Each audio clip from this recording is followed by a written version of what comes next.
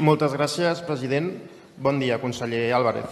Permeti'm que avui no faci una intervenció estrictament política ni per tractar sobre la situació sobre l'esport a Catalunya i que dediqui aquests minuts per parlar del dramàtic moment que estem vivint.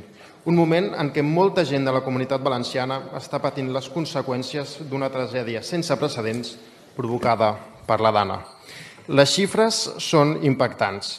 Més de 200 vides troncades, gairebé un centenar encara de desapareguts, milers de persones que han perdut les seves cases i, en molts casos, tot el que tenien.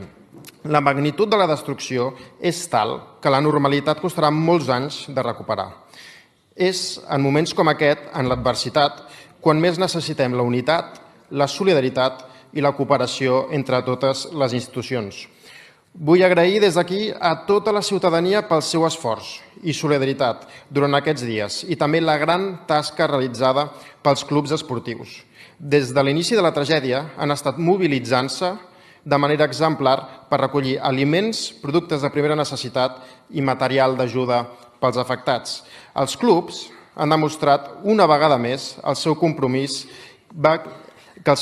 va més enllà de l'esport, mostrant-se com un element clau i donant el millor d'ells mateixos i de la gent que els conforma per ajudar quan més falta fa. És aquesta capacitat de la societat civil d'organitzar-se i de posar-se al servei dels altres la que ens fa més forts. Conseller, des del Parlament de Catalunya volem expressar tota la nostra solidaritat amb les persones afectades i el nostre compromís en el procés de reconstrucció. Estarem al vostre costat, disposats a col·laborar en tot el necessari per ajudar la Comunitat Valenciana a refer el que l'aigua s'ha endut. Moltes gràcies.